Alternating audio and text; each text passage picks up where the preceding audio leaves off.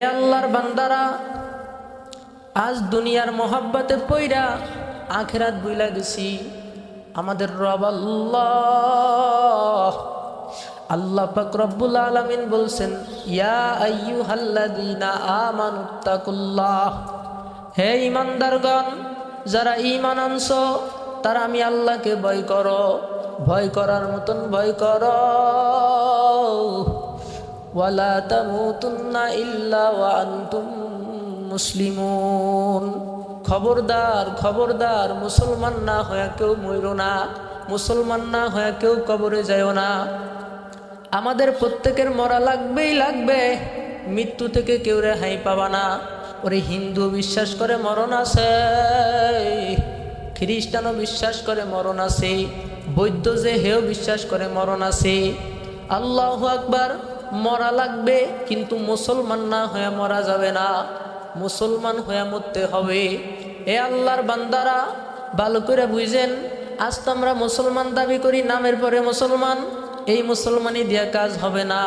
নাম রাখছে শরীফুল ইসলাম, হের ভিতর ইসলামের কোনো নিয়ম কারণ নাই। নাম রাখছে আতর আলী, গাদ দিয়া কয় ফাটা সকলের মতো গন্ধ। এই আতর আলীর কোনো দাম নাই।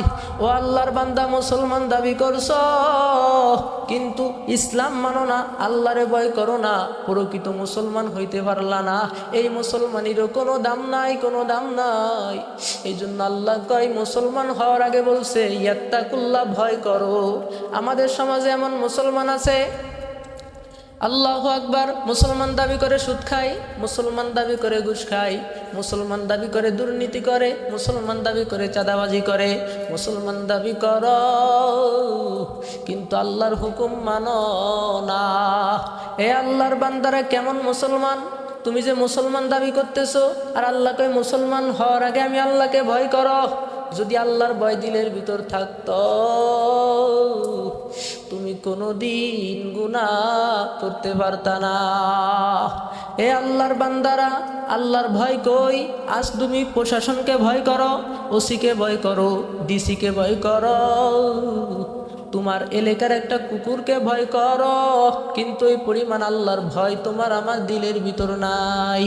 যদি থাকতো তাহলে তুমি গুনার দিকে যাইতে পারতা না।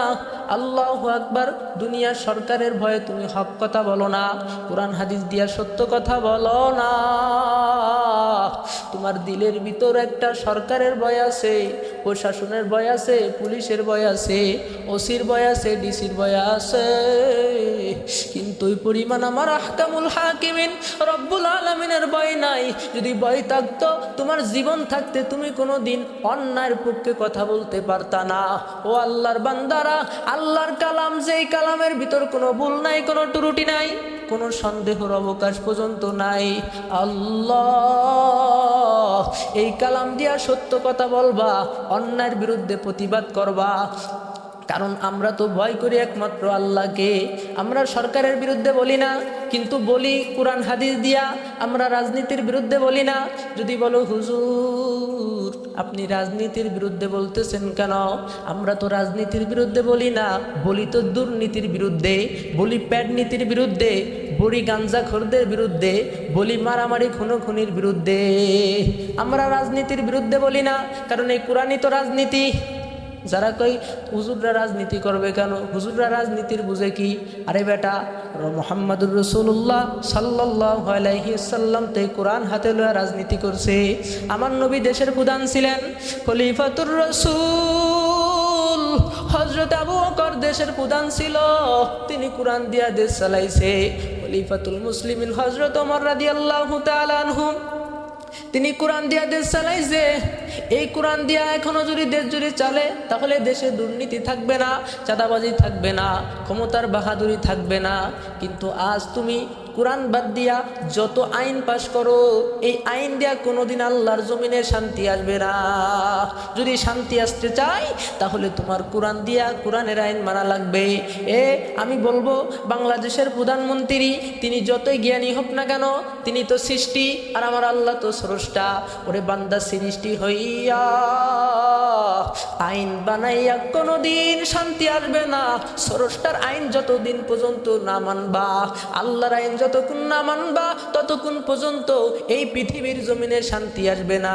এখনো পর্যন্ত যদি কোরআন দিয়া দেশ যদি চলে, কোরআন দিয়া যেমন মসজিদ চলে, কোরআন দিয়া যেমন মাদ্রাসা চলে, কোরআন দিয়া যেমন তোমার সবকিছু চলাইতে হয়, এই কোরআন দিয়া যদি তুমি যদি রাষ্ট্র যদি চলাইতে পারো, এই জমিন থেকে বরকত, আসমান থেকে রহমত পথ পথ করে নাজিল হবে।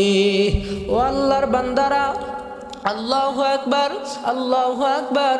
এই কোরআন দিয়ে আমাদের দেশ চালাইতে হবে, কোরআন অনুযায়ী আমাদের জীবন যাপন করতে হবে, ছেলে মেয়ে কোরআন দিয়া চালাইতে হবে, বিবি বাচ্চা কোরআন দিয়া চালাইতে হবে।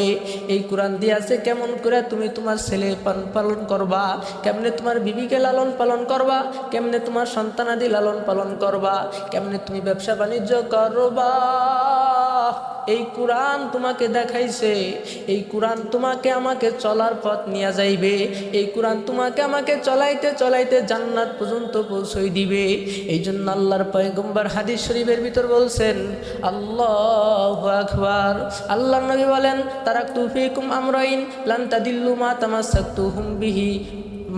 আল্লাহর পয়গম্বর বলেন, হে উম্মতেরা, আল্লাহু আকবার।